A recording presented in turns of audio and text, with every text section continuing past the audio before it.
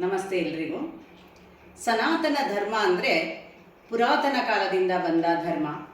ಅದರ ಬಗ್ಗೆ ಮಾತನಾಡುವುದು ಅಂದರೆ ಬಹಳ ಹೆಮ್ಮೆಯ ವಿಷಯ, ನಮ್ಮ ಸೌಭಾಗ್ಯ ಕೂಡ.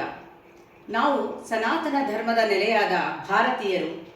ಇದರ ಬಗ್ಗೆ ಒಂದು ಕವನ.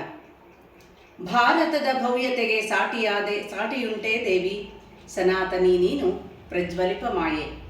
ನಿನ್ನ ಆಶ್ರಯದಲ್ಲಿ ಬೆಳೆದವೆಷ್ಟೋ ಧರ್ಮ, ಲಘುವಲ್ಲ ನಿನ್ನ ಈ ಸನಾತನ ಧರ್ಮ. ಎಷ್ಟೊಂದು ಭಾವಗಳ ಅಲೆ ಅಲೆಯ ಮಾರ್ದನಿಯು ದನಿಯಾಗಿದೆ ನಿನ್ನ ಮಡಿಲಿನಲ್ಲಿ. ಬೇರು ಬಿಗಿಯಾಗಿ ಅತಿಯಾಗಿ ಸಡಿಲಿಸದ ಧರ್ಮವ ನೀನು ನಮಗಿತ್ತೆ, ನಾವೆಷ್ಟು ಧನ್ಯ. ವಿಧ ವಿಧದ ರೀತಿಯಲ್ಲಿ ಪೂಜೆ ಪುನಸ್ಕಾರ, ಮನಸೆಳೆವ ರೀತಿಯಲ್ಲಿ ಹೋಮ ಹವನಗಳು. ಜಗದಲ್ಲೆಲ್ಲುಂಟೆ ನಿನ್ನ ಬಿಟ್ಟರೆ ತಾಯೇ, ನೀನಲ್ಲವೇ ಪರಮಶ್ರೇಷ್ಠ.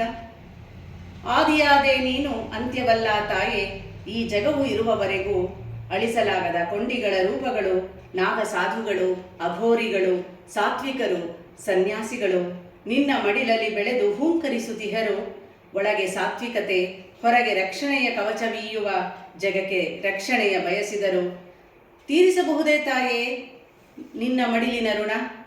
ಇನ್ನೊಮ್ಮೆ ಹುಟ್ಟಿದರೆ ನಿನ್ನ ಮಡಿಲಲ್ಲೇ ಎನಗೆ ಶಾಶ್ವತದ ನೆಲೆಯಾಗಲಿ ತಾಯೇ. ಮರೆಯದಿರು ನೀ ಬೆಳೆಸಿ ಮುದ್ದಿಸಿದ ಕಂದನ, ನಿನ್ನ ಮಡಿಲಿನ ಕೂಸ ಆಲಿಂಗನ.